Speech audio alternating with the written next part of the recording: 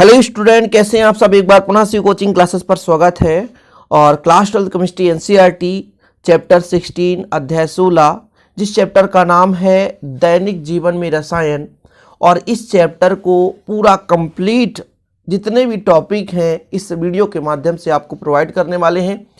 Video को अंत तक देखिएगा, सभी टॉपिक अच्छे से तैयार करना, इससे बाहर एक भी क्वेश्चन आने की संभावनाएं कभी नहीं हो सकती।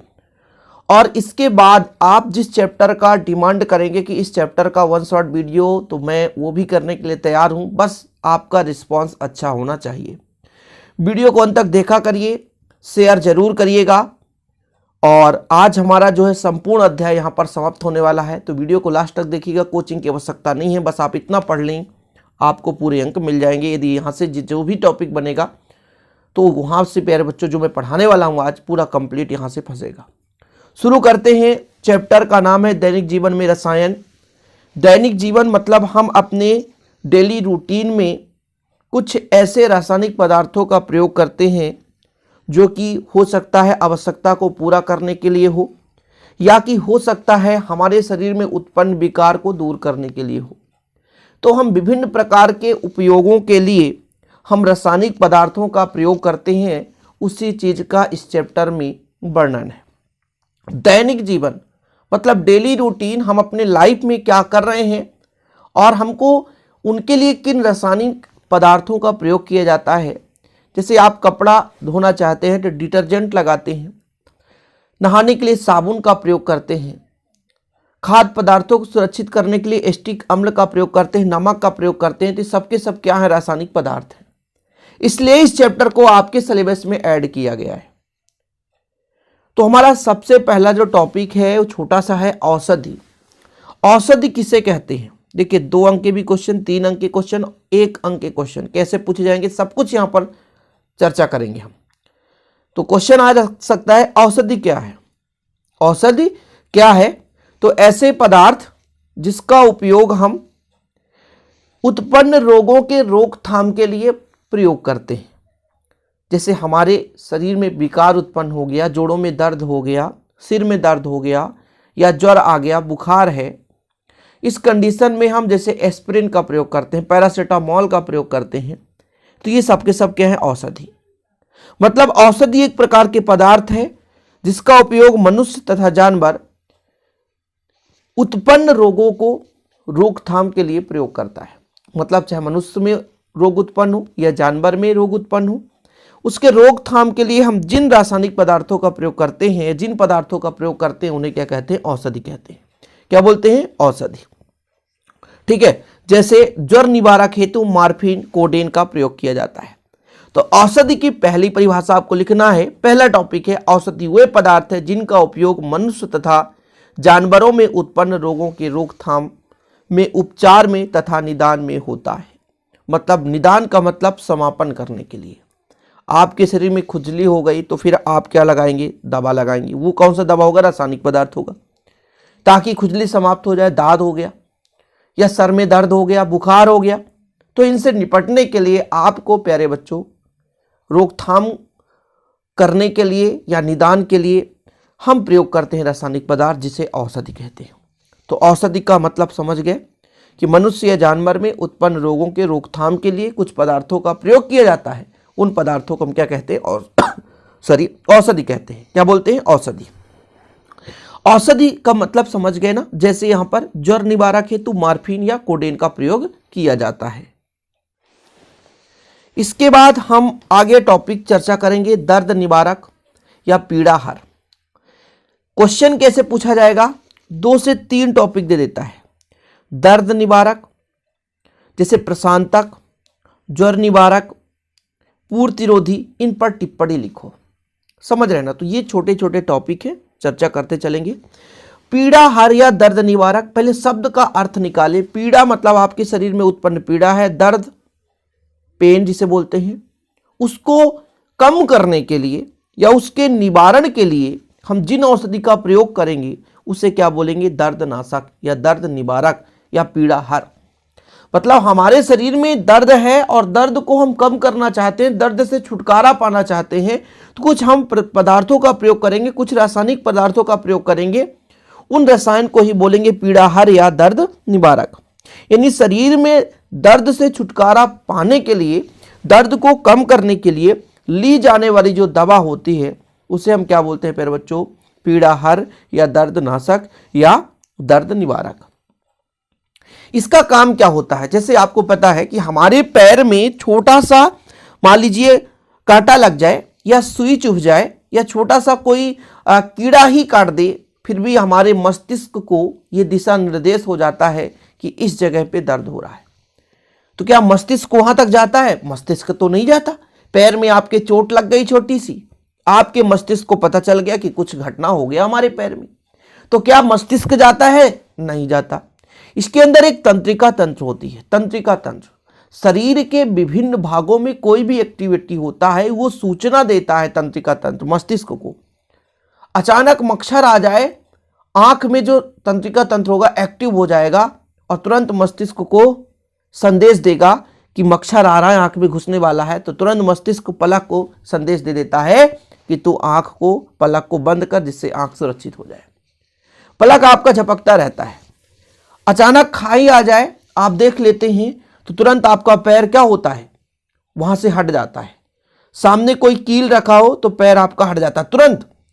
ये मिली सेकेंड के भी कम समय का प्रयोग करता है, मतलब बहुत कम समय में ये दिशा निर्देश होता है।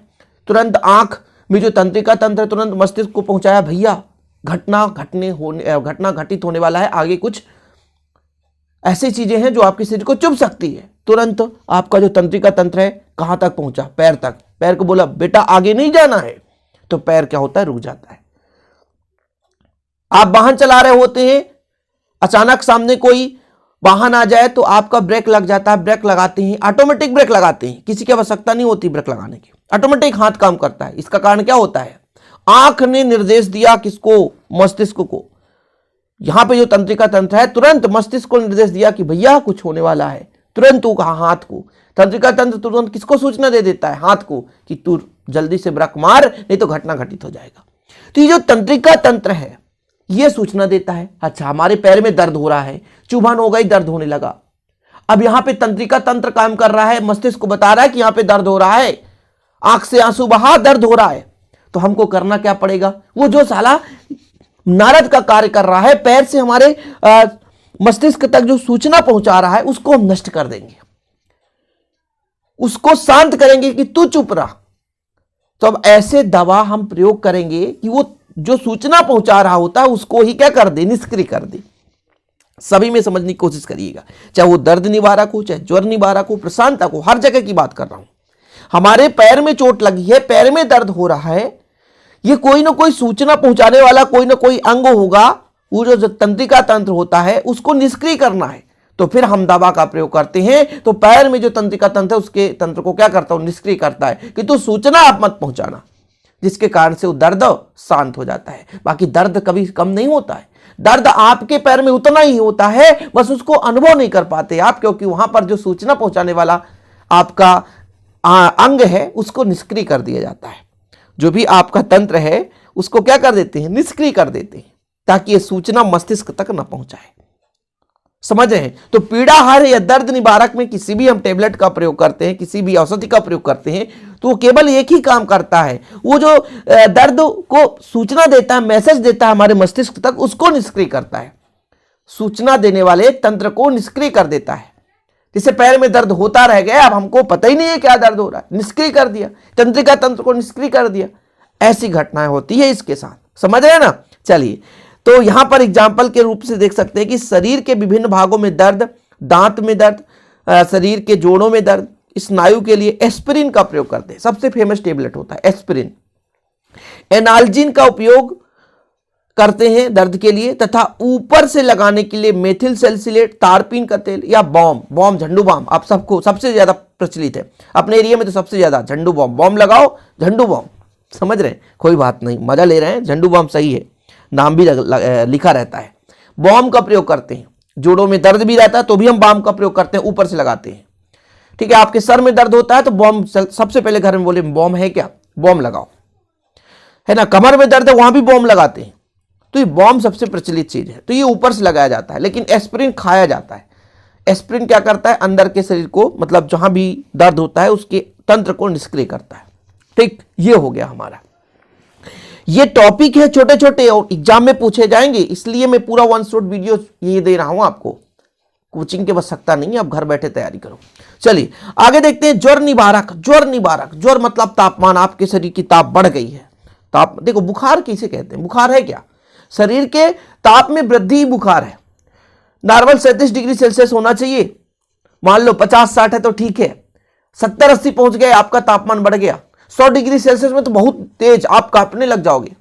मतलब शरीर में एक निश्चित तापमान से जब उसका टेम्परेचर अधिक हो जाता है तो वो ज्वर कहलाता है, मतलब बुखार हो गया। तो ज्वर को कम करने के लिए, शरीर के तापक्रम को कम करने के लिए हम जिन औषधियों का प्रयोग करते हैं उसे बोलते हैं ज्वर निवारक। क्या बोलते हैं? ज्वर निवारक। और जो ज्वर निवारक होता है एक प्रकार से दर्द निवारक का भी कार्य करता है। जैसे पैरासीटामोल आप यूज कर सकते हो दर्द में भी और ज्वर निवारक में, टेम्परेचर को कम करता है। तो ज्वर निवारक होता है, इनका उपयोग ज्वर में यानी बुखार में शरीर के तापक्रम को कम करने के लिए होता है। इन औषधियों का उपयोग ज्वर निवारक तथा दर्द निवारक दोनों में उपयोग किया जाता है। जैसे मैंने आपको बता दिया, मॉर्फिन ले लो, कोडेन ले लो, पैरासीटामोल ले लो, एस्प्रिन ले लो, एनाल्जिन ले लो। ये ऐसे पदार्थ हैं जो कि ज्वर निवारक आपके शरीर के तापक्रम को क्या करेंगे? कम कर। इसके बाद हम ज्वर निवारक की आगे चर्चा करेंगे कि जो ज्वर निवारक है बच्चों, अभी तो इसका स्क्रीनशॉट आप लेना चाहते हैं तो ले सकते हैं, आप लोग इसका स्क्रीनशॉट ले सकते हैं। औषधियों से स्टार्ट करिए आप लोग, ठीक है, औषधियों से स्टार्ट करिए। और इसके बाद पीड़ाहार या दर्द निवारक, इसका स्क्रीनशॉट ले सकते हैं, क्योंकि आपको विधिवत नोट्स बनाना है। यदि नोट्स बना रहे तो नोट्स बना लीजिए, ठीक है। इसके बाद आप, ये आपका ज्वर निवारक है। ज्वर निवारक को दो उप समूहों में रखा गया है। एक हिंदी की बात करें तो स्वपक और दूसरा अस्वपक। स्वपक औषधियां और अस्वपक औषधियां, इंग्लिश में नारकोटिक्स, और जो दूसरा है नॉन नारकोटिक्स। देखिए यहां पे मैं एक चीज बताना चाहता हूं, कभी कभी स्वपक आ जाता है या कभी कभी नारकोटिक्स आ जाता है, फिर आप कंफ्यूजन हो जाएंगे। स्वपक पर टिप्पणी लिखो या अस्वपक औषधि पर टिप्पणी लिखो, या आ जाएगा नारकोटिक्स या नॉन नारकोटिक्स, कुछ भी आ सकता है। तो नारकोटिक्स और नॉन नारकोटिक्स अर्थात स्वपक और अस्वपक दो उपभागों में ज्वर निवारक को बांटा गया है। कितने उपभागों में? दो उपभागों में। देखिएगा इनका कारण भी है कि जो स्वपक होता है नारकोटिक्स, इसको क्यों अलग किया गया है? क्योंकि इस वर्ग में मुख्यतः अफीम एवं उसके व्युत्पन्न होते हैं। मतलब जो भी औषधि हैं वो अफीम से बनाए जाते हैं। ऐसे औषधि को हम कहते हैं नारकोटिक्स। क्या बोलते हैं? नारकोटिक्स। मतलब ऐसे रासायनिक पदार्थ जो ज्वर निवारक ही हैं, तापक्रम को कम करते हैं, दर्द निवारक भी हैं, दर्द को कम करते हैं, लेकिन वो किसके भी उत्पन्न है? वो अफीम के, यानी अफीम से बनाए गए हैं या अफीम से ही बना हुआ है, अफीम के व्युत्पन्न से बना हुआ है, तब उसे हम कहेंगे नारकोटिक्स। एग्जाम्पल के तौर पे जैसे मॉर्फिन, कोडेन। जो नारकोटिक्स होता है, इसको यदि आप ज्यादा मात्रा में ले रहे हैं तो आपका एक लत लग जाएगा, आदत लग जाएगी, क्योंकि इसमें निद्रा और अचेतन अवस्था हो जाता है। जैसे इंसान एल्कोहल का सेवन करता है, ठीक है। एल्कोहल क्यों सेवन करता है? आप किसी को देखे होंगे कि जब कोई व्यक्ति एल्कोहल ले लेता है, यही जिसे बोलते हैं अपने क्षेत्रीय भाषा में दारू, समझ रहे, दारू भट्टी, खूब सारा दारू प्रचलित रहता है। अच्छा, ये काम क्या करता है? ये जो हम एल्कोहल का सेवन करते हैं, कोई व्यक्ति एल्कोहल का सेवन कर लेता है तो ये काम क्या करता है? ये शरीर के अंगों को निष्क्रिय कर देता है, शरीर के अंगों को निष्क्रिय कर देता है। अचेतन अवस्था मतलब शुद्ध बुद्ध नहीं है, मतलब आपके अंग काम नहीं कर रहे हैं। कोई व्यक्ति आपको मना करता है कि बेटा दारू कभी जीवन में सेवन नहीं करना, एल्कोहल आप कभी सेवन नहीं करना, नशा करना ही नहीं। ये नशा न करने के लिए क्यों कहा जाता है? इसका कारण ये होता है, इसका रीजन है कि ये जो नशीले पदार्थ होते हैं वो जाके शरीर के अंगों को निष्क्रिय करते हैं। और हो सकता है ऐसे भी अंग को निष्क्रिय कर दे, को कभी सक्रिय ही ना हो तो फिर मौत हो जाती है। लोग कहते हैं कि उसको एल्कोहल नुकसान कर दिया, उसकी नशा उसको ले डूबा, क्योंकि वो काम ही है। सबको पता है कि एल्कोहल पीने से शरीर जो है अचेतन अवस्था में हो जाता है, निष्क्रिय अवस्था में हो जाता है, शरीर कार्य नहीं करता। फिर भी लोग एल्कोहल का सेवन कर रहे हैं, इस कारण से शरीर तो डैमेज होगा ही। जो ज्यादा मात्रा में एल्कोहल लेता है, ज्यादा मात्रा में नशा का प्रयोग करता है, उसकी शरीर धीरे धीरे डैमेज होती जाती है, क्योंकि अंगों का निष्क्रिय होना, अंगों का निष्क्रिय होना आपके पतन का कारण होता है। आपका धीरे धीरे अंग निष्क्रिय होता जाता है और एक दिन क्या हो जाता है, नष्ट हो जाता है। समझ रहे हैं? तो जो भी आप औषधि का भी प्रयोग करते हैं तो ये मुख्य रूप से औषधि आपको दर्द कम नहीं करता, आपके शरीर के अंगों को निष्क्रिय करता है। इसलिए कहते हैं नॉर्मल कुछ सर्दी जुकाम हो तो आपको तुरंत टेबलेट नहीं लेना चाहिए। नॉर्मल यदि आपको हल्का बुखार हो, जो नॉर्मल आपके शरीर के अंदर ही ऐसे रोग प्रतिरोधक क्षमता है कि रोग को प्रतिरोध के रूप में वो रोक सके, तो फिर आपको नॉर्मल कोई भी बीमारी में जल्दबाजी में टेबलेट का प्रयोग नहीं करना चाहिए, क्योंकि सब क्या है, नशीले पदार्थ होते हैं। समझ रहे हैं? और इससे शरीर को नुकसान भी पहुंचता है। किसी भी आप टेबलेट की बात करें, रासायनिक पदार्थ है, शरीर के अंदर जाएंगे तो नुकसान पहुंचेगा ही। तो नारकोटिक्स में अफीम या अफीम के व्युत्पन्न से बने यौगिक होते हैं मॉर्फिन, कोडेन। अब देखो जरा यहां पर देखो, ये है आपका कोडेन और ये है आपका मॉर्फिन। ये डायग्राम देख लो, ये रासायनिक सूत्र है, इसका संरचना देखो, कोडेन का, मॉर्फिन का। आपको याद करना तो कर लीजिए, बना लीजिए। पर एक चीज याद रखना, जो भी नारकोटिक्स है इसमें लत या आदत का गुण होता है।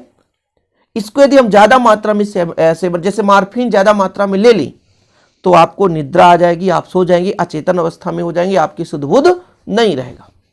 तो नारकोटिक्स जो होता है वो ज्यादा मात्रा में नहीं लेना चाहिए। मॉर्फिन या कोडेन कभी भी आपको टेबलेट दिया जाए तो आप ज्यादा मात्रा में सेवन बिल्कुल ना करें। चलिए आगे देखते हैं नॉन नारकोटिक्स। इसका अपोजिट है। इस प्रकार के औषधि में लत का गुण नहीं होता, मतलब इसको आप सेवन भी करेंगे, जैसे पैरासीटामोल आप खा लेते हैं तो लत का गुण नहीं होता। एस्पिरिन, इसमें लत नहीं होता कि नहीं, जैसे कोई भी टेबलेट आप खा के मतलब खा लिए तो नींद आ गई, तो फिर अगले दिन भी सोचेंगे यार बढ़िया है, खा लेते, नींद आए, तो 2-4 दिन सेवन करने के बाद क्या हो जाएगा, आपको लत लग जाएगा कि ये अच्छा है, इसको खाने से नींद आ जाती है, मजा आ जाता है। तो एस्पिरिन या पैरासीटामोल या एनाल्जिन में ऐसा नहीं होता।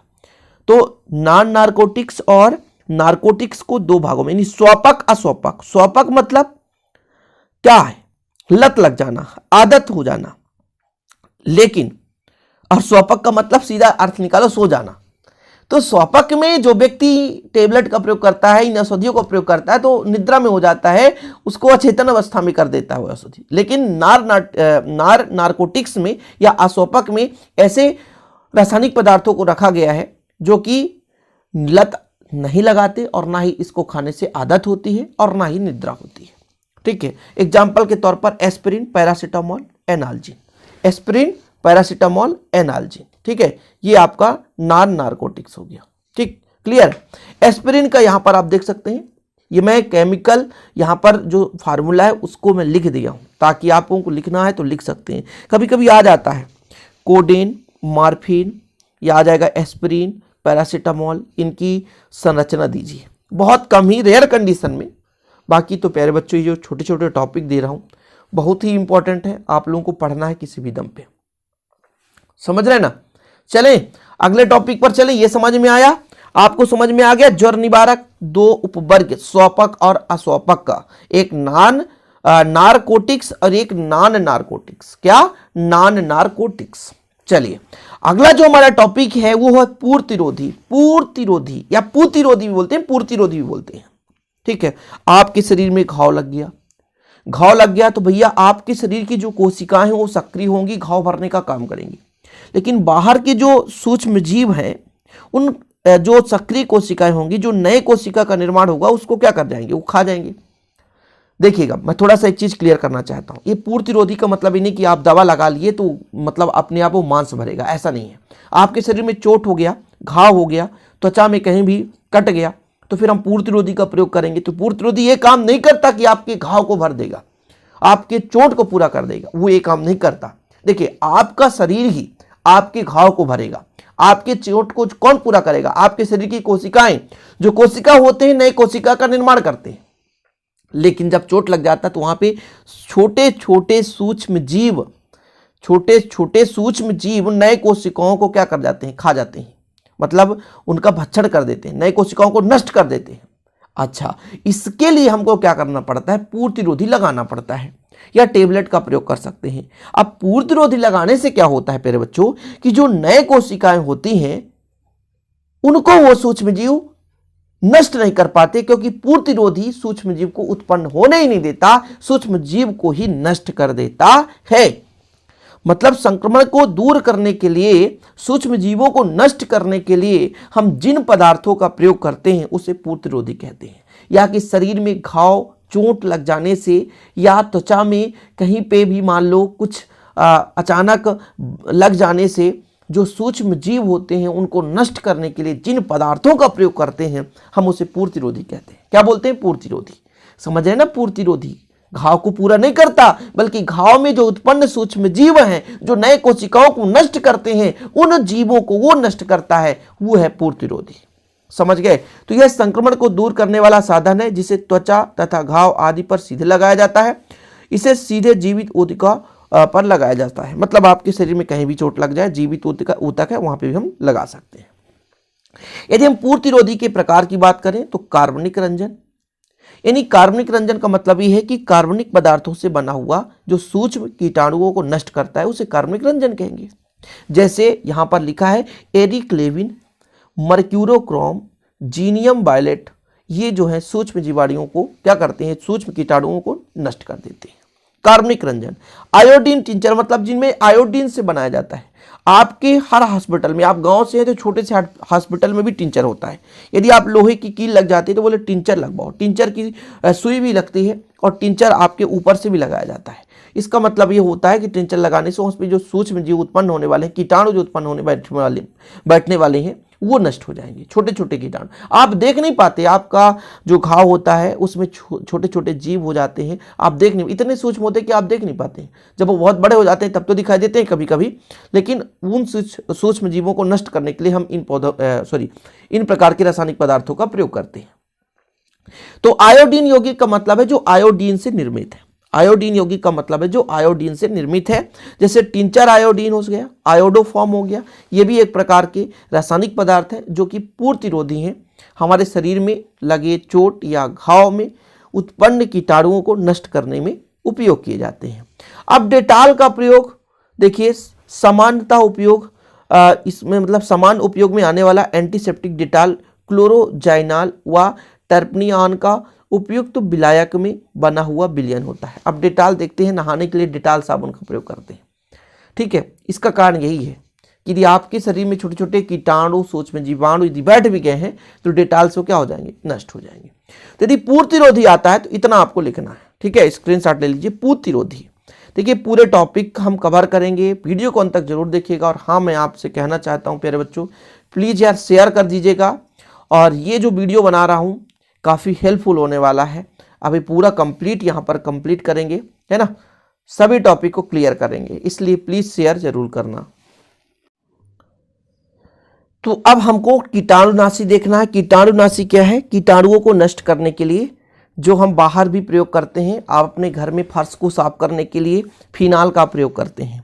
ठीक है, आप अपने घर में कहीं भी किसी भी भाग को साफ सफाई करना चाहते हैं तो कुछ ना कुछ औषधियों का प्रयोग करते हैं जिससे वहाँ के कीटाणु क्या हो जाए? नष्ट हो जाएं। तो हम उन प्रकार के रासायनिक पदार्थों को कीटाणुनाशी कहते हैं। मतलब ऐसे रासायनिक पदार्थ जो सूक्ष्म जीवाणुओं को तो मार देते हैं परंतु जीवधारियों में लगाने के लिए सुरक्षित नहीं होते, उन्हें हम इस श्रेणी में रखते हैं। यानी हम ऐसे ही पदार्थ जो कि हम शरीर में नहीं लगा सकते हैं, कहीं पे घाव लग गया, कहीं पे चोट आ गई या त्वचा में कहीं पे खराबी है तो फिर हम इन पदार्थों का प्रयोग नहीं कर सकते। इन पदार्थों का प्रयोग केवल हम जैसे अपने घर में हॉस्पिटल को साफ करना चाहते हैं, रेलवे स्टेशन साफ करते हैं, ठीक है, अपने घर में साफ सफाई, बर्तन धुलते हैं, तो विभिन्न प्रकार के पदार्थों को साफ करने के लिए हम इनका प्रयोग करते हैं। जैसे आपका हाइड्रोजन परऑक्साइड है, H2O2, पोटेशियम परमैंगनेट KMnO4 है, फिनाल है, क्रिसाल है, ये जो है प्यारे बच्चों कीटाणुनाशी हैं और ये कीटाणुओं को नष्ट करते हैं। कभी कभी आ जाता है विसंक्रामी, किसे कहते हैं समझाइए। विसंक्रामी मतलब ऐसे पदार्थ जो सूक्ष्म जीवाणुओं को नष्ट कर सकते हैं किंतु मानव शरीर या जीवधारियों के लिए उपयोगी नहीं होते, उन्हें हम कीटाणुनाशी या विसंक्रामी कहते हैं। तो कीटाणुनाशी का ही दूसरा नाम है विसंक्रामी। कीटाणुनाशी शब्द से ही अर्थ कीटाणुओं को नष्ट करने के लिए हम जिन रासायनिक पदार्थों का प्रयोग करते हैं उसे कीटाणुनाशी कहते हैं, किंतु ये मानव शरीर या जीवधारियों के शरीर में लगाने के लिए उपयोगी नहीं होते। एग्जाम्पल के तौर पे KMnO4, hydrogen peroxide, H2O2, phenol हो गया, क्रिसाल हो गया। ज़्यादा सोचने की जरूरत नहीं है।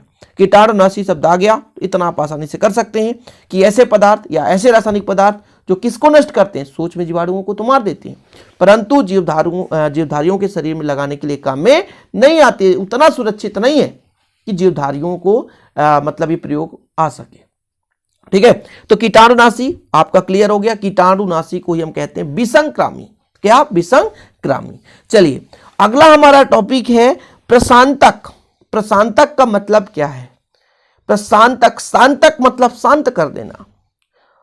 शांतक शब्द का अर्थ पहले निकालिए। प्रशांतक मन के उत्तेजना को शांत करना। अब मन के उत्तेजना को शांत करना है तो पुनः भैया जो हमें सूचना देता है, जिसके कारण हम एक्साइटेड हैं, जिसके कारण हम उत्तेजित हैं, उसको हमें क्या करना पड़ेगा? निष्क्रिय करना पड़ेगा। क्या करना पड़ेगा? निष्क्रिय करना पड़ेगा। तो प्रशांतक भी एक रासायनिक पदार्थ है जो कि तंत्रिका तंत्र को सीधा प्रभावित करता है। ये जो शरीर में सबसे ज्यादा जो सिस्टम है ना, वो तंत्रिका तंत्र का ही है। यदि तंत्रिका तंत्र नष्ट हो जाए तो आपका शरीर शून्य हो जाएगा। आपका शरीर शून्य हो जाएगा। आपके ऑपरेशन में जिस दवा का प्रयोग किया जाता है तो किसको नष्ट करता है, किसको शांत करता है? तंत्रिका तंत्र को ही निष्क्रिय करता है। आपके पैर में मोच आ गई है, मतलब कैंसर हो गया है, आपके पैर का ऑपरेशन होने वाला है, तो फिर बोलते हैं शून्य का सुई लगाइए। तो सुई लगाने से क्या होता है कि वहां के भाग का पूरा निष्क्रिय हो जाना, वहां का तंत्रिका तंत्र पूरा निष्क्रिय हो जाता है, समझ है, जिस कारण से हमें दर्द का अनुभव नहीं हो पाता। तो प्रशांतक ऐसे रासायनिक पदार्थ हैं जो केंद्रीय तंत्रिका तंत्र को प्रभावित करते हैं तथा उत्तेजित मानसिकता को कम करके शांति पहुंचाते हैं। इसलिए इनका उपयोग मानसिक रोगों के उपचार में होता है। मतलब मानसिक रूप से उत्प्रेरित व्यक्ति प्रशांतक का प्रयोग करता है। कुछ लोग तो आजकल जिनको नींद नहीं आती, मानसिक तनाव होता है, वो डेली शाम पे टेबलेट खाकर सोते हैं। वो कौन सा टेबलेट होता है? यही प्रशांतक होता है। ये करता क्या है? रात में आपके तंत्रिका तंत्र को निष्क्रिय करता है। अब तंत्रिका तंत्र निष्क्रिय हो गया तो बेटा जाओ, सो, मरो, क्या कर रहे हो, कोई फर्क नहीं पड़ता। तंत्रिका तंत्र को, आपके मस्तिष्क को कोई वो सूचना नहीं देता, इसलिए हमारा शरीर निष्क्रिय हो जाता है और हम सो जाते हैं। तो जो मानसिक रूप से रोगी होता है, मानसिक रूप से पीड़ित होता है, तो उनके लिए हम जिन औषधियों का प्रयोग करते हैं वो प्रशांतक कहलाता है। यह उत्तेजित अवस्था को कम करके शांति पहुंचाता है। या कि कोई ज़्यादा चिड़चिड़ा रहा है, जिसके मन अंदर बहुत एक्साइटेड है ना, तो उसको भी हम यदि इस प्रकार के औषधि का सेवन करा दें तो वो व्यक्ति शांत हो जाता है। ठीक है, ये मुख्य रूप से मरीजों को ही दिया जाता है। ऐसा नहीं कि नॉर्मल व्यक्ति कोई लड़ रहा है उसको हम प्रशांतक खिला दें, ऐसा नहीं होता। मरीजों को ही हम देते हैं, मरीजों के लिए ही हम प्रशांतक का प्रयोग करते हैं। जिनको नींद नहीं आती है, एक प्रकार से वो मरीज ही हो जाता है, तो उसके लिए भी हम प्रशांतक का प्रयोग करते हैं। इसको 2 या 3 उपवर्गों मतलब मुख्य रूप से रखा गया है, लेकिन आजकल तो 3-4 भागों में बांट दिया गया है। जैसे पहला है शांतिकर या शमक औषधि, ये प्रशांतक के ही भाग हैं। तो ये उन मरीजों को दिया जाता है जो मानसिक रूप से अस्वस्थ तथा उत्तेजित हों। ल्यूमिनल सेकोनल प्रशांतक में से जो शांतिकर है या शमक औषधि है, मानसिक रूप से उत्तेजित व्यक्ति, मानसिक रूप से पीड़ित व्यक्ति को दिया जाता है। अगला हमारा एंटी डिप्रेसेंट, यह उन मरीजों को दिया जाता है जो अत्यधिक मायूसी में है, जिससे उनका मानसिक स्तर सुधर जाए। मतलब बड़े मायूस हैं, कुछ नहीं करने के लिए कोशिश करते हैं। जैसे आप ही पढ़ाई का मन नहीं लगा रहा है, मतलब नहीं लगा रहे हो, पढ़ने का मन आपका नहीं कर रहा है, तो फिर एंटी डिप्रेसेंट लगा दो। पर ऐसे नहीं करना, आप लोग लत नहीं लगाना ऐसे टेबलेटों का, समझ रहे ना। तो प्रशांतक को भी कई भागों में बांटा गया। यदि आता है प्रशांतक किसे कहते हैं प्रशांतक, तो भाई प्रशांतक तो आपको पता है कि ऐसे रासायनिक पदार्थ जो केंद्रीय तंत्रिका तंत्र को प्रभावित करते हैं और उत्तेजित मानसिकता को शांति पहुंचाते हैं, वो प्रशांतक कहलाते हैं। जैसे ल्यूमिनल हो गया, सेकोनल हो गया, कोकेन हो गया, मेथाडोन हो गया, पेथिडीन हो गया, हेरोइन हो गया। मूर्छाकारी है, हेरोइन आप सुंघा दो, मूर्छित हो जाएगा वो व्यक्ति, समझ रहे ना। तो ये आपका है एंटी डिप्रेसेंट। यह उन मरीजों को दिया जाता है जो अत्यधिक मायूसी में है, जिससे उनका मानसिक स्तर सुधर जाए। और कुछ औषधियों का उपयोग मन को सुखी रखने के लिए किया जाता है। मतलब हम खुश रहें, हमारे अंदर जो डिप्रेशन है वो कम रहे। बहुत सारे लोगों के साथ कुछ ऐसी घटनाएं घटित हो जाती हैं जिसको लेकर वो परेशान रहते हैं, ध्यान वहीं जाता है। तो उससे मुक्ति पाने के लिए, मन को खुश रखने के लिए हम एंटी डिप्रेसेंट का प्रयोग कर सकते हैं। कोकेन है, मेथाडोन है, बाइटेलिन है, क्या, वाइटेलिन। निद्राकारी, जिसे नींद नहीं आती, खा लो नींद आ जाएगी। तो ये वही प्रशांतक औषधियां हैं जिनके द्वारा मानसिक तनाव तथा चिंता को दूर की जाती है, वो निद्राकारी कहलाती है। ठीक है, निद्राकारी ये वही प्रशांतक औषधियां होती हैं जिनके द्वारा मानसिक तनाव तथा चिंता को दूर कर सकती हैं। ठीक है, निद्राकारी में नींद को हटाना, नींद को दूर करना निद्राकारी के अंतर्गत आता है। ये नींद को दूर करने के लिए, निद्राकारी मतलब भैया मानसिक तनाव है, नींद नहीं आ रही है। निद्रा मतलब आपको नींद नहीं आना। ठीक है, और नींद लेने के लिए हम जिन औषधियों का प्रयोग करते हैं उसे हम निद्राकारी औषधि कहते हैं। ठीक है, मूर्छाकारी, मूर्छित हो जाए, ऐसा आप लोग नहीं करना। हेरोइन का सेवन बिल्कुल नहीं। हेरोइन जो है वो नशे के अंतर्गत रखा गया है। चरस, हेरोइन ये सब नशे के अंतर्गत आता है, तो इसको सेवन कर लेने से मूर्छित हो जाता है व्यक्ति। तो मूर्छाकारी इन औषधियों का प्रयोग मूर्छाकारी, उदासी तथा दर्द को दूर करने के लिए किया जाता है। अक्सर मानसिक तनाव व्यक्ति एल्कोहल का सेवन करता है। अपने गांव में, अपने एरिया में जो ज़्यादा बिजी रहते हैं, जो ज़्यादा बड़े बिजनेसमैन होते हैं, आप अक्सर उनको देखेंगे कि वो कहीं ना कहीं एल्कोहल का सेवन करते हैं। इसका कारण ही होता है, एल्कोहल हमारे शरीर में जो एक्टिव कोशिकाएं होती हैं, जो एक्टिव तंत्र होती हैं, जो मुख्य रूप से तंत्रिका तंत्र होता है, उसको निष्क्रिय करता है, जिससे शरीर आरामदायक आभास करता है और नींद आ जाती है। तो एल्कोहल का सेवन करना भी सबसे बड़ा कारण होता है माइंड में डिप्रेशन लेने वाला व्यक्ति, जिसके माइंड में बहुत मानसिक तनाव होता है, टेंशन होता है, वो अक्सर एल्कोहल का सेवन करता है, नशे का प्रयोग करता है, क्योंकि इसके कारण उसका जो शरीर है वो सुस्त अवस्था में आ जाता है, निद्राकारी अवस्था में आ जाता है। इस कारण वो आसानी से सो जाता है। समझ रहे हैं इन चीजों को? तो ये आपका कंप्लीट हो गया क्या, प्रशांतक। ठीक है, प्रशांतक हो गया।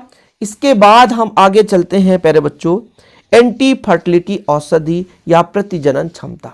एंटी फर्टिलिटी औषधि या प्रतिजनन क्षमता। एंटी फर्टिलिटी का मतलब क्या होता है, जैसे बहुत ज्यादा मात्रा में, मतलब जनसंख्या में वृद्धि हो रही है, एक व्यक्ति के पास 5-5 बच्चे हैं, समझ रहे ना। अब इनके जनन को रोकने के लिए कुछ ना कुछ औषधि का प्रयोग किया जाता है, जिससे जैसे मान लीजिए एक बच्चा पैदा हुआ, हम चाहते हैं कि 5 साल तक बच्चा पैदा ना हो, तो फिर हम ऐसे औषधि का प्रयोग कर लें कि 5 साल तक बच्चा पैदा ना हो, या कि 2 बच्चे हो गए हमारे पास, अब बच्चे पैदा ही ना हो, तो फिर हम ऐसे औषधि का प्रयोग कर सकते हैं जिसके कारण वो जो हमारे बच्चे पैदा करने की जो शारीरिक अंग होती है उसको निष्क्रिय कर दे। जैसे मनुष्य के शरीर में नर भाग में क्या बनता है, शुक्राणु बनता है। नर में शुक्राणु और मादा में अंडाणु, इनका निर्माण होता है। नर में जो होता है शुक्राणु और मादा में अंडाणु, इनको हम निष्क्रिय कर दें, ये जब ये बने ही नहीं तो फिर बच्चे पैदा करने की क्षमता नहीं रहेगी किसी भी महिला में। चाहे आप महिला को खिलाओ चाहे पुरुष को खिलाओ, दोनों में किसी को खिला सकते हो, लेकिन मुख्य रूप से महिलाओं को खिलाया जाता है। तो महिलाओं में यदि प्रेगनेंसी को रोकने के लिए, प्रेगनेंसी को नियंत्रण करने के लिए हम कुछ औषधि का प्रयोग करते हैं, तो उस औषधि को कहते हैं एंटी फर्टिलिटी औषधि या प्रतिजनन क्षमता। इसे जनन नियंत्रण ड्रग्स या ओरल सेंट्रासेप्टिव भी कहते हैं। मतलब जनन को रोकने के लिए, जनसंख्या वृद्धि को रोकने के लिए हम ऐसा दवा प्रयोग करें जिसके कारण शुक्राणु का ही निर्माण ना हो, अंडाणु का ही निर्माण ना हो। समझ रहे हैं? मानव शरीर में शुक्राणु अंडाणु का यदि निर्माण ना हो तो निषेचन की क्रिया के फलस्वरूप युग्मज नहीं बनेगा। तो इसके लिए भैया हम जिन औषधियों का प्रयोग करते हैं उन्हें एंटी फर्टिलिटी औषधि कहते हैं, प्रतिजनन क्षमता। जैसे मेस्ट्रोनॉल, नॉरएथिंड्रोन, मेस्ट्रोनॉल, ये ऐसी औषधि हैं, यदि महिलाओं को आप खिला देंगे तो इनका प्रेगनेंसी रुक जाएगा, प्रेगनेंसी नियंत्रण हो जाएगा और बच्चे पैदा नहीं कर पाएंगे। ठीक है, क्लियर है? अब ऐसा नहीं भैया कि आप लोग यूज करने लग जाओ, किसी को ऐसा यूज करके खिलाओ, ऐसा नहीं। ठीक है, ये दुरुपयोग नहीं करना, दुरुपयोग करने के लिए औषधियां नहीं बनाई गई। ठीक, चलिए अगला हमारा टॉपिक है प्रतिजैविक। प्रतिजैविक यानी जीव से ही निर्मित, जीव को ही नष्ट करे, सूक्ष्म जीव से ही बना दे। प्रतिजैविक, जैविक यानी जीव से ही निर्मित, जीव को ही नष्ट कर दे, यानी सूक्ष्म जीव से ही बना औषधि और सूक्ष्म जीव को ही नष्ट करने में सक्षम हो, उसे कहते हैं प्रतिजैविक। एंटीबायोटिक्स, क्या? एंटीबायोटिक्स मतलब सूक्ष्म जीव से ही निर्माण किया गया है और सूक्ष्म जीव को ही नष्ट करता है, उसे कहते हैं प्रतिजैविक। क्या? प्रतिजैविक, ऐसे रासायनिक पदार्थ जो सूक्ष्म जीव से ही उत्पन्न होते हैं और सूक्ष्म जीवों को ही नष्ट करने में सक्षम होती हैं, उन्हें एंटीबायोटिक कहते हैं, या ऐसे रासायनिक पदार्थ एंटीबायोटिक कहलाते हैं। सूक्ष्म जीव से ही बना दिया गया और सूक्ष्म जीव को ही वो नष्ट कर रहे होते हैं। जैसे सर्वप्रथम अलेक्जेंडर फ्लेमिंग ने पेनिसिलिन नामक एंटीबायोटिक का निर्माण किया था। किसने? अलेक्जेंडर फ्लेमिंग ने। किसने? अलेक्जेंडर फ्लेमिंग ने पेनिसिलिन नामक एंटीबायोटिक का निर्माण किया था, जिसे 1945 में नोबेल पुरस्कार दिया गया। किसको? अलेक्जेंडर फ्लेमिंग को सन 1945 में नोबेल पुरस्कार दिया गया। तो प्रतिजैविक की सर्वप्रथम खोज किसने की? ऑब्जेक्टिव आ जाता है तो आप लोग बताओगे अलेक्जेंडर फ्लेमिंग ने। तो सबसे पहला खोजा गया प्रतिजैविक पदार्थ क्या है? तो पेनिसिलिन है। क्या है? पेनिसिलिन। ये पेनिसिलिन, ठीक है, पेनिसिलिन एंटीबायोटिक है जो सूक्ष्म जीव से ही निर्मित है, सूक्ष्म जीव को ही नष्ट करने में सक्षम होता है, उसे एंटीबायोटिक कहते हैं, प्रतिजैविक कहते हैं। सन 1945 में अलेक्जेंडर फ्लेमिंग को नोबेल पुरस्कार भी इसी के क्षेत्र में दिया गया।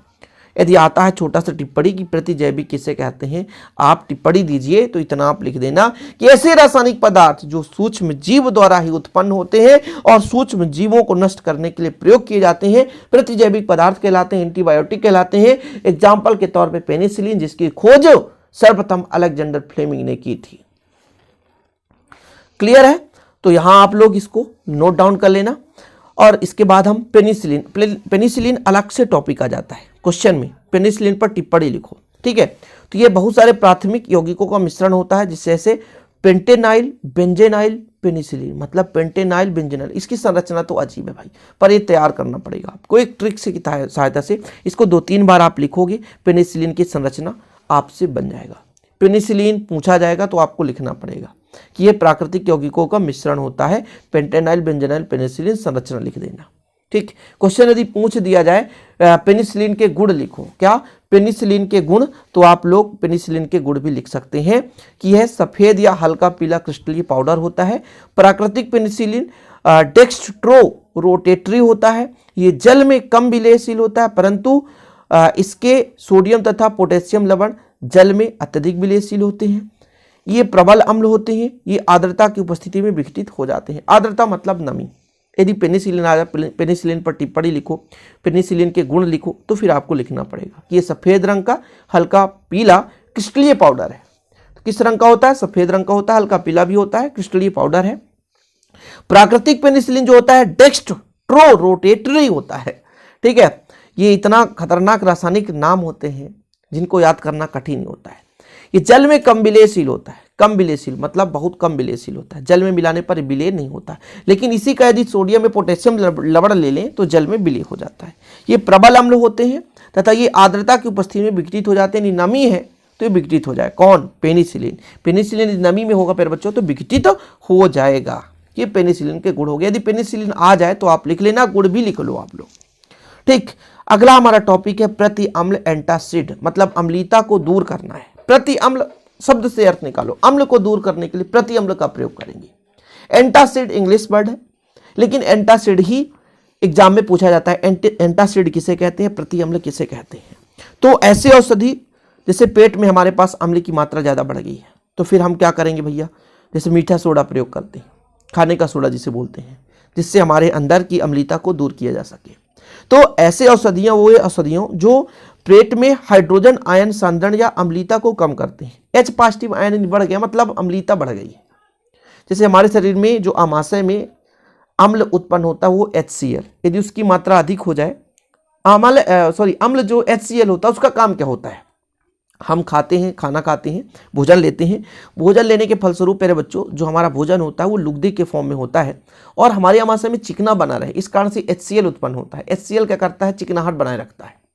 पाचन होता है आमाशय में, यदि चिकनाहट नहीं रहेगी भैया तो फिर दिक्कत होगी, तो आमाशय में HCl की उत्पत्ति होती है। लेकिन यदि HCl ज़्यादा मात्रा में उत्पन्न हो गया, HCl की मात्रा अधिक हो गई, तो फिर उसको हम कम करने के लिए कुछ ना कुछ औषधि का प्रयोग करते हैं, जिसे कहते हैं प्रति अम्ल या एंटासिड या एंटा एसिड। यानी ऐसे रासायनिक पदार्थ जो हमारे शरीर में अम्ल को क्या करते हैं? कम करते हैं, उसे हम प्रति अम्ल कहते हैं। या वे औषधियाँ जो पेट में उत्पन्न अम्ल या हाइड्रोजन आयन को कम करने के लिए प्रयुक्त किए जाते हैं, अम्लीयता को कम करते हैं, उन्हें हम एंटासिड कहते हैं। एग्जाम्पल के तौर पर यहाँ पर आप देख सकते हैं सोडियम बाइकार्बोनेट, एल्यूमिनियम और मैग्नीशियम की hydroxide, aluminium hydroxide, magnesium hydroxide, ranitidine. तो आप लोग एक दो याद कर लो, एक दो एग्जाम्पल तो याद होना चाहिए, ठीक है। चलिए अब हमारा अगला जो टॉपिक है काफी महत्वपूर्ण है, जो कि एग्जाम में पूछा ही जाता है, परिरक्षक। परिरक्षक किसे कहते हैं? कुछ प्रमुख परिरक्षक के नाम, जिसे दो परिरक्षक आप जरूर याद करेंगे, वो मैं बताऊंगा क्या क्या है। तो परिरक्षक, परिरक्षक मतलब जैसे आप किसी जगह जा रहे हैं, जैसे मान लीजिए प्रधानमंत्री मोदी जी कहीं जा रहे हैं, समझ रहे हैं ना, उनके चारों ओर बॉडीगार्ड लगे रहते हैं, वो उनकी रक्षा करते हैं, वो उनकी परिरक्षक कहलाएंगे, मतलब सुरक्षा देना। ऐसे ही खाद्य पदार्थों को संरक्षित रखने के लिए या कुछ दिन तक खराब ना हो, उसके लिए हम कुछ पदार्थों का प्रयोग करते हैं जिससे वो सुरक्षित रहे, खराब ना रहे, उसे हम परिरक्षक कहते हैं। ठीक है, क्लियर है, कंप्लीट समझ में आ रहा है कि खाद्य पदार्थों को सुरक्षित रखने के लिए या कुछ दिन तक खराब ना हो, इसके लिए हम जिन पदार्थों का प्रयोग करेंगे जिससे उसमें जैविक जो प्रक्रियाएं हैं वो ना होने पाए। जैसे आप यदि चावल रख देते हैं तो सुबह तक में खराब हो जाता है, लेकिन उसी को हम एक निश्चित पदार्थ में मिलाकर रख दें। आपका अचार है, अचार आप देखते हैं कि एक साल, दो साल, तीन साल तक रखा रहता है। इसका कारण क्या है? उसमें एसिटिक अम्ल मिला देते हैं, नमक मिला देते हैं, जिससे वो अपघटित नहीं हो पाता, उसे सूक्ष्म जीव जो नष्ट नहीं कर पाते। और आप अपने चावल को घर में रख दो, 2 दिन बाद देखोगे तो उसमें से सीधे सड़ा बदबू आएगा। कारण क्या है? वो क्या हो जाता है, सूक्ष्म जीव उसको विघटित कर देते हैं, उसके मूल अवस्था को खो देते हैं, उनको नष्ट कर देते हैं। इस कारण से वो सड़ा बदबू मतलब स्मेल आता है। तो परिरक्षा का काम है कि खाद्य पदार्थों को सुरक्षित रखना। आप होटल पे देखते हैं, एक दिन केक बना, केक कम से कम 10 दिन तक रखा रहता है, ठीक है, और जैसे पनीर 2-4 दिन तक रखे रहते हैं। तो ऐसे पदार्थों का प्रयोग करते हैं जिससे वो खराब ना हो, या कि मसालेदार सब्जी बन गई वो खराब ना हो, उसमें हम नमक की मात्रा ज़्यादा मिला दें, तो नमक की मात्रा ज़्यादा मिलाने से वो जल्दी खराब नहीं होता। तो कुछ खाद्य पदार्थ इतनी जल्दी खराब होने वाले होते हैं कि कुछ ही घंटों में उपयोग के लायक नहीं रहते। तीव्र रासायनिक एवं जैविक तीव्र परिवर्तनों के कारण ये मानव के उपयोग के लिए असुरक्षित हो जाते हैं। इसके कारण खाद्य पदार्थ अखाद्य हो जाते हैं। और वाकई में सही है कि यदि हम खाद्य पदार्थों को कुछ घंटों के लिए रख दें तो खाने लायक नहीं रह जाते। तो खाद्य पदार्थों में उपस्थित सूक्ष्म जीवाणु जो उन्हें तुरंत नष्ट कर देते हैं कि संख्या वृद्धि रोकने हेतु खाद्य पदार्थ में जो पदार्थ मिलाया जाता है उसे परिरक्षक कहते हैं। मतलब खाद्य पदार्थ नष्ट हो रहा है, इसका कारण है उसमें सूक्ष्म जीव उत्पन्न हो रहे हैं। यदि उन सूक्ष्म जीवों को नष्ट कर दिया जाए तो खाद्य पदार्थ अखाद्य पदार्थ में परिवर्तित नहीं होगा, वो इतना आसानी से खराब नहीं होगा, उसका उपयोग हम लंबे समय तक कर सकते हैं। तो आपको परिरक्षक की परिभाषा क्लियर है ना? खाद्य पदार्थों को सुरक्षित रखने के लिए, खाद्य पदार्थ में उत्पन्न सूक्ष्म जीवों को नष्ट करने के लिए जिन हम पदार्थों को प्रयोग करते हैं या जिन पदार्थों को मिलाते हैं उन्हें हम कहते हैं परिरक्षक। क्लियर है? ये थोड़ा सा हिस्ट्री लिख दिया गया है, लेकिन आप ये परिभाषा याद कर लें। खाद्य पदार्थों में उपस्थित सूक्ष्म जीवाणुओं को उन्हें तुरंत नष्ट कर देते हैं और उनकी संख्या की हम वृद्धि को रोकने के लिए जिन पदार्थों का प्रयोग करते हैं उन्हें हम परिरक्षक कहते हैं। परिरक्षक के रूप में आप 2 एग्जाम्पल जरूर लिख लें। एक आपका खाद्य पदार्थ में परिरक्षक नमक है NaCl, दूसरा है एसिटिक अम्ल CH3COOH। ये नमक है प्यारे बच्चों। जैसे आपके घर में अचार डाला जाता है, अचार बनाया जाता है, अचार में क्या होता है, ज़्यादा मात्रा में नमक मिलाया जाता है, या आपको एक लिक्विड फॉर्म मिलता है मार्केट में, यही होता है एसिटिक अम्ल। एसिटिक अम्ल मिला देते हैं जिससे आपका अचार खराब नहीं होता। तो खाद्य परिरक्षक क्वेश्चन आएगा, परिरक्षक किसे कहते हैं, किन्हीं 2 एग्जाम्पल से समझाइए। तो परिरक्षक है खाद्य पदार्थों को सुरक्षित रखने के लिए जिन पदार्थों का हम प्रयोग करते हैं। एग्जाम की दृष्टि से हम पढ़ा रहे हैं कि एग्जाम की दृष्टि में कैसा क्वेश्चन पूछा जाएगा, एग्जाम में इन टॉपिक्स को कितना लिखना उतना ही यहां पर मैं शेयर कर रहा हूं, समझ रहे हैं? इसलिए आप लोगों को बेहतरीन प्रॉपर तरीके से लिखना है। आगे हम देखते हैं कृत्रिम मधुरक किसे कहते हैं और कृत्रिम मधुरक उत्पन्न करने वाले पदार्थ। कृत्रिम मधुरक किसे कहते हैं, ठीक है, तो इसकी परिभाषा भी लिखनी है। ये आपको यहाँ पे देखने को मिल जाएगा, कृत्रिम मिठास उत्पन्न करने वाले पदार्थ। लेकिन पहले थोड़ा सा आप कृत्रिम मधुरक की परिभाषा लिख लें कि भोज्य पदार्थ को मीठा करने के लिए जिन पदार्थों की आवश्यकता होती है उसे हम कृत्रिम मधुरक कहते हैं। सिंपल है, कुछ भी नहीं है। जैसे आप लोग देखते हैं कि आइसक्रीम, यदि आइसक्रीम में शक्कर डालोगे भैया तो आइसक्रीम डबल महंगा हो जाएगा, ठीक है। कोका कोला, स्प्राइट आप जितना पीते हो, यदि इसमें हम शक्कर डालकर बनाएं तो आप जितना 25 रुपए 30 रुपए में पाते हैं वो आपका डबल रेट हो जाएगा, वो 40-50 रुपए में हो जाएगा। इसके लिए हम विभिन्न प्रकार के पदार्थों का प्रयोग करते, जैसे सेकेरिन है, साइक्लोमेट्स है, पॉलियांस है, एस्पार्टेम है, इनका प्रयोग करते हैं। ये शक्कर से कई गुना मीठा होता है और कम में ज्यादा मात्रा में हम मान लीजिए जैसे आपको बनाना है कोका कोला या स्प्राइट बनाना है या कोई भी कोल्ड ड्रिंक बनाना है, तो फिर हम सेक्रिन का प्रयोग कर ले। जहां 300 किलो आपका शक्कर लगेगा वहां सेक्रिन 1 किलो में हो जाएगा, क्योंकि जो सेक्रिन होता है शक्कर की तुलना में 300 गुना मीठा होता है। आप सोच लो, आप ही सोच लो, एक यदि केजी आ गया तो पूरा बारात निपट जाएगा, पूरा गांव खा ले। 300 किलो मायने रखता है, समझ रहे ना। तो सेकेरिन शक्कर की तुलना में 300 गुना मीठा होता है। क्वेश्चन कैसे आएगा? कृत्रिम मधुरक। कृत्रिम मधुरक किसे कहते हैं? तो भोज्य पदार्थों को मीठा करने के लिए जिन पदार्थों का प्रयोग करते हैं, भोज्य पदार्थों को मीठा करने के लिए जिन पदार्थों का प्रयोग करते हैं उसे हम कहते हैं कृत्रिम मधुरक। भोज्य पदार्थों को मीठा करने के लिए जिन पदार्थों का प्रयोग करते हैं प्यारे बच्चों उसे कहते हैं कृत्रिम मधुरक। और क्वेश्चन ऐसे भी आता है, प्रमुख कृत्रिम मधुरक के नाम लिखिए और उस पर वर्णन कीजिए। तो सेकेरिन हो गया, यह शक्कर की तुलना में 300 गुना मीठा होता है। इसका उपयोग पेय पदार्थों में, पेय पदार्थ में कोल्ड ड्रिंक सबको पता है ना, कोका कोला, स्प्राइट, माजा, इसमें क्या आम का रस होता है पूरा, ये सब दिखावा होता है। वाकई में सबसे ज्यादा तो इसमें सेकेरिन मिलाया जाता है, ठीक है। तो इसका उपयोग पेय पदार्थों, पान मसाला, सुपारी को मीठा करने के लिए, डायबिटीज के रोगियों, डायबिटीज मतलब मधुमेह, शुगर की जिसे बीमारी कहते हैं, मोटे व्यक्तियों को यह दिया जाता है सेकेरिन, ठीक है। तो सेकेरिन का शाब्दिक अर्थ समझ ही गए हैं कि शक्कर की तुलना में 300 गुना मीठा होता है और खाद्य पदार्थों को मीठा करने के लिए प्रयोग करेंगे। ये सिंपल है, इनको थोड़ा सा आपको एक प्रकार याद करना है। सेकेरिन, साइक्लोमेट्स, पॉलियंस। साइक्लोमेट्स जो होता है ये शक्कर की तुलना में 30 गुना अधिक मीठा होता है और इसका उपयोग सॉफ्ट ड्रिंक्स एवं कम ऊर्जा वाले पदार्थों में करते हैं। सॉफ्ट ड्रिंक और कम ऊर्जा वाले पदार्थों में करते हैं। इसी प्रकार पॉलियांस, इसके अंतर्गत सार्बिटॉल, मैनिटॉल एवं जाइलिटॉल आते हैं। सार्बिटॉल का उपयोग चॉकलेट, आइसक्रीम में होता है। ये सेकेरिन के अपेक्षा कम मीठा होता है, इसलिए इसका उपयोग हम चॉकलेट में करते हैं। अब देखिए, 1 रुपए का चॉकलेट, आप 1 रुपए का शक्कर ले लो और 1 रुपए का चॉकलेट ले लो, चॉकलेट थोड़ा बड़ा दिखेगा और यदि उतना हम शक्कर उसमें प्रयोग करेंगे प्यारे बच्चों तो फिर तो महंगाई बढ़ जाएगी ना। इसलिए ऐसे पदार्थों का प्रयोग करते हैं। इन्हीं को कहते हैं कृत्रिम मिठास उत्पन्न करने वाले पदार्थ या कृत्रिम मधुरक। कृत्रिम मधुरक क्या है? जो भोज्य पदार्थों को क्या करते हैं? मीठा बनाते हैं। भोज्य पदार्थों को मीठा बनाने के लिए इनका उपयोग किया जाता है, उसे हम कृत्रिम मधुरक कहते हैं। स्पार्टेम, यह शक्कर की तुलना में 150 से 200 गुना अधिक मीठा होता है। इसका उपयोग soft drinks, chewing gum, instant coffee, चाय आदि में करते हैं। स्पार्टेम है ना। तो ये 4 प्रमुख हो गया, आपको स्क्रीनशॉट ले लेना है कृत्रिम मधुरक का। इसके बाद आपका हो गया सेकेरिन, इसके बाद साइक्लोमेट्स।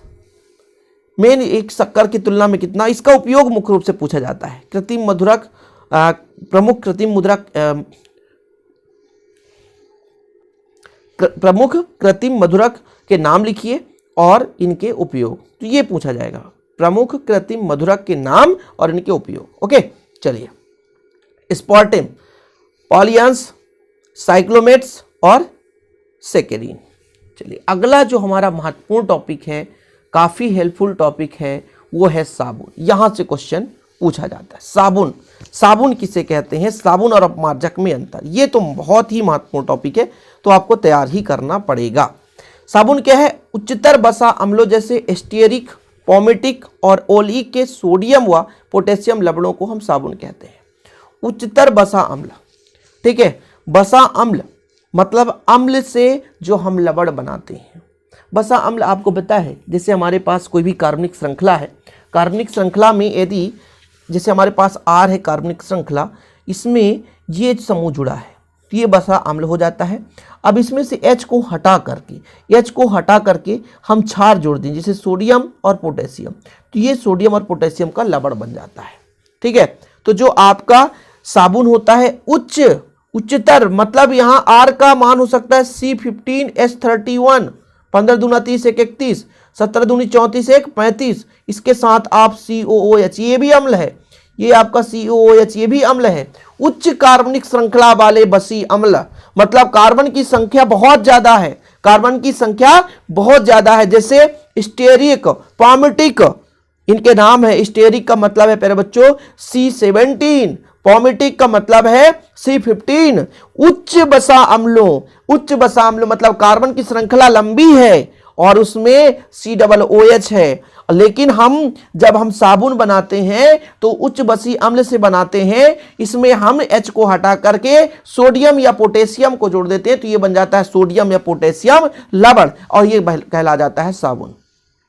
क्या कहला जाता है? साबुन। तो जो साबुन होता है उच्च बसा अम्ल जैसे स्टीयरिक, पॉमिटिक और ओलिक के सोडियम या पोटेशियम लवणों को साबुन कहते हैं। मतलब एक प्रकार का लवण है। साबुन क्या एक प्रकार का लवण है, और वो दो ही चीज का लवण है, एक तो सोडियम का और एक तो पोटेशियम का। भैया आपको समझ में नहीं आया लवण क्या है? एक चीज समझो, जब अम्ल में क्षार मिला दो तो लवण बन जाता है। अम्ल में क्षार मिला दो तो लवण बन जाता है। आपका अम्ल था, बसी अम्ल था, बसी अम्ल में हमने सोडियम जोड़ दो तो सोडियम जब जोड़ा भैया तो सोडियम का वो लवण बन गया। पोटेशियम जोड़ा तो पोटेशियम का लवण बन गया। समझ में आया कुछ मैं क्या कहना चाहता हूं? मैं आपसे कह रहा हूं कि मान लो आपके पास है C17, 17 दूनी 34 1 35 और COOH। इस H को हटाओ और आप जोड़ दो सोडियम। क्या जोड़ दो? सोडियम। तो ये सोडियम का क्या हो गया? लवण बन गया। क्या बन गया? लवण। और यही आपका साबुन है। और इसके जगह हम सोडियम की जगह पोटेशियम भी जोड़ सकते हैं, क्योंकि दो ही चीज का, जैसे हमारे पास है C15H31 COO की, ये पोटेशियम का लवण हो गया। तो ये साबुन होते हैं, पोटेशियम या सोडियम के लवण ही साबुन होते हैं। और साबुन को दो भागों में बांटा गया, एक कड़े साबुन और एक मुलायम साबुन। ठीक है, कड़े साबुन हम कपड़े धोने के लिए प्रयोग करते हैं, जो मुलायम साबुन होता है नहाने के लिए प्रयोग करते हैं। जैसे वो साबुन जो कास्टिक सोडा के उपयोग से बना जाते हैं, मतलब कास्टिक सोडा मतलब NaOH। तो जो सोडियम का लवण होगा वो कड़ा साबुन बनेगा, जो सोडियम का लवण होगा वो कड़ा साबुन बनेगा। वहीं पे यदि हम बात करें जो caustic potash KOH, caustic potash और कास्टिक सोडा दोनों का डिफरेंस क्या है? NaOH को बोलते हैं कास्टिक सोडा और KOH को बोलते हैं कास्टिक पोटास। मतलब सोडियम का जो लवण होगा वो आपका कड़ा साबुन कहलाएगा, जो पोटेशियम का लवण बनेगा वो आपका मुलायम साबुन कहलाएगा। ठीक है, मतलब हम जब NaOH का प्रयोग करके, जैसे हमारे पास देखिएगा, थोड़ा सा मैं यहाँ पे क्लियर करना चाहता हूँ। जैसे आपके पास है C17H 17 दूनी 34 1 35 COOH है। जब हम NaOH की क्रिया कराते हैं तो OH जो है H को उठाता है, OH जो है H को उठाता है, H2O बना लिया, Na बच गया, Na जाकर जुड़ जाता है, तो C17H35 COO Na बन गया। ये आपका लवण बन गया, और यही आपका क्या है? साबुन बन गया। क्या है? साबुन। क्या है भैया? साबुन है कि नहीं साबुन? जी हाँ, ये साबुन है। और इसके जगह हम यदि KOH ले लेते, इसके जगह हम KOH ले लेते, तो जो बनने वाला साबुन होता वो मुलायम साबुन होता। क्या होता? मुलायम साबुन होता। क्वेश्चन बनता है भैया, साबुन क्या है? साबुन किसे कहते हैं? साबुन एक प्रकार का लवण है। साबुन एक प्रकार का लवण है, या तो सोडियम का लवण हो सकता है या तो पोटेशियम का लवण हो सकता है। तो यदि आ गया साबुन, तो आप यहाँ पे मैं तो एक्स्ट्रा कुछ अब क्रियाएं लिख दिया हूँ भैया कि NaOH की क्रिया एक लंबी कार्बनिक श्रृंखला है, R1 R2 R3, तो ये आपका लवण बन रहा है R1 की जगह कुछ भी हो सकता है ना, ये तेल या बसा है, तेल या बसा है। इसको हम सोडियम हाइड्रोक्साइड यानी कास्टिक जो आपका सोडा होता है इसके साथ क्रिया करा रहे हैं, तो ये हमारा ग्लिसरॉल बनता है, और साथ में हमारा बनता है ये क्या? ये हमारा R2CO यानी लवण है। सब के सब क्या है? साबुन है। क्या है? साबुन। तो इसको लिखने की जरूरत नहीं है, साबुन आप लोग इतना कर लें। ठीक है, इसके बाद हम बात करते हैं अपमार्जक, और साबुन और अपमार्जक में फिर अंतर चर्चा करेंगे, जो कि काफ़ी इंपॉर्टेंट है। ठीक, जो कि काफ़ी इंपॉर्टेंट है। ठीक, इसका आप इसको जरूर लिख लें, कड़े साबुन और मुलायम साबुन। ये क्या है? किसे मतलब कड़े साबुन या मुलायम साबुन किसे कहते हैं? तो अपमार्जक की बात करें तो भैया ये आपका दूसरा रूप है डिटर्जेंट। ठीक है, अपमार्जक। तो अपमार्जक क्या है? एक प्रकार की रासायनिक पदार्थ है जो धूल, ग्रीस या तैलीय पदार्थों को हटाकर वस्त्र आदि को साफ करने में उपयोग करते हैं। जैसे आप लोग घर गांव में जिसे निरमा बोलते हैं उसे अपमार्जक बोलते हैं। साबुन तो मान लीजिए आपको पता है कि एक पट्टी के रूप में होता है, ठोस होता है, लेकिन ये पाउडर के रूप में रहता है। अपमार्जक जो होता है वो पाउडर के रूप में होता है। ठीक है, तो ये एक प्रकार का ये भी रासायनिक पदार्थ है जो वस्त्र को या तेली पदार्थों को, हम वस्त्रों को साफ करने के लिए या तेली पदार्थों को हटाने के लिए या किसी कपड़े से ग्रीस आदि चीज़ों को हटाने के लिए, धूल धुआं कण आदि को हटाने के लिए प्रयोग करते हैं। ठीक, इसके हम एग्जाम्पल्स भी लिख दिए हैं। Sodium and dodecyl benzene sulphonate, ये आपका है भैया sodium and dodecyl benzyl sulphonate. ठीक है, यहाँ पर आपका सोडियम एंड डोडेसिल सल्फेट, ये आपका हो गया अपमार्जक। ये क्या है? अपमार्जक। तो अपमार्जक भी एक प्रकार की रासायनिक पदार्थ है जिनका प्रयोग हम किसके लिए करते हैं? तेली पदार्थों को हटाने के लिए, कपड़ों को साफ करने के लिए करते हैं।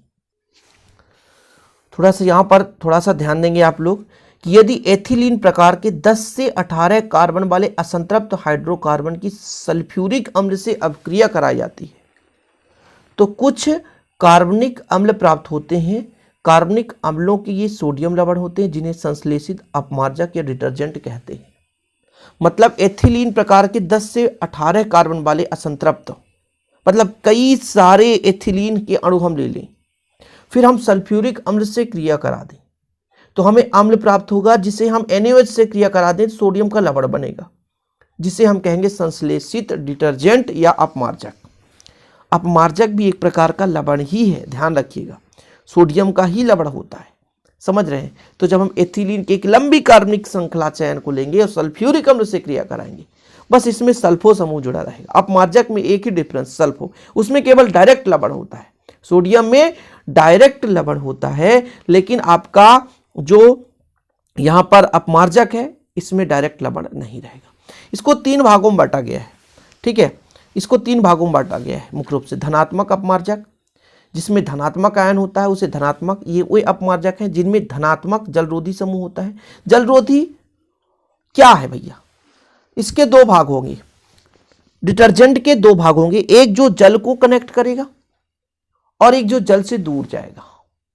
जल से दूर जाएगा मतलब वो कचड़े को, डस्ट को एकत्रित करेगा, और जो एक जल से कनेक्ट होगा जो जल को पकड़ कर रखेगा, जल के साथ वो बाहर चला जाएगा।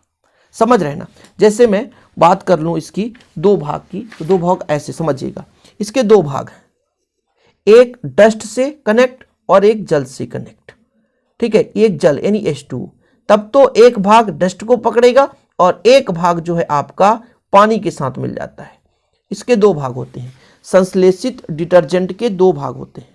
संश्लेषित डिटर्जेंट के 2 भाग होते हैं। एक हाइड्रोकार्बन की लंबी श्रृंखला जो जल प्रतिकर्षी होते हैं, जल से दूर जाने की कोशिश करते हैं, और यही जो होते हैं ये कीट, मतलब जो कचड़े होते हैं, सूक्ष्म जीव होते हैं, सॉरी जो आपका डस्ट होता है, जो आपके पूरे कपड़े पे डस्ट होता है और मान लीजिए बसा हो गया, इसको आकर्षित करता है, जल से दूर जाता है।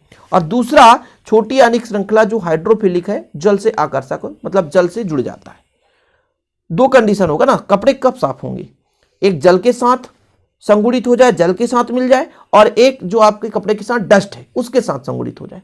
तो डिटर्जेंट के 2 भाग होते हैं, एक हाइड्रोकार्बन की लंबी श्रृंखला जो हाइड्रोफोलिक होती है, जल प्रतिकर्षी होती है, और दूसरा छोटी आयनिक श्रृंखला जो हाइड्रोफिलिक होती है, जल आकर्षक होती है। तो इसके 2 भाग होते हैं, एक आपका जल प्रतिकर्षी और एक जल आकर्षी। जो एक जल से कनेक्ट होगा, जल से दूर भागने की कोशिश करेगा। इसी आधार पर धनात्मक अपमार्जक को रखा गया है कि जो जल रोधी धनायन होगा, केटायनिक होगा, जैसे एसीटेट, क्लोराइड, ये समूह जब जुड़े होंगे आपके अपमार्जक में तो वो कहलाएगा धनात्मक, जो जल रोधी धनात्मक होगा। ठीक है, इसके बाद ऋणात्मक अपमार्जक, ये वो अपमार्जक जिनमें एनायनिक जल रोधी समूह होंगे। ये 2 प्रकार के होते हैं, सोडियम एल्काइल सल्फेट और सोडियम एल्काइल बेंजीन सल्फोनेट। मतलब एक में बेंजीन ग्रुप है और एक में आपका एल्काइल ग्रुप है, एक में एल्काइल ग्रुप और एक में बेंजीन ग्रुप। जैसे CH2 है, एल्काइल है, यहाँ पे आपका बेंजीन है, तो एक में आपका एल्काइल ग्रुप, एक में आपका बेंजीन ग्रुप। और अगला है अनआयनिक या उदासीन अपमार्जक। ये वे अम्लों के साथ उच्चतर आणविक भार वाले एल्कोहल या एस्टर होते हैं।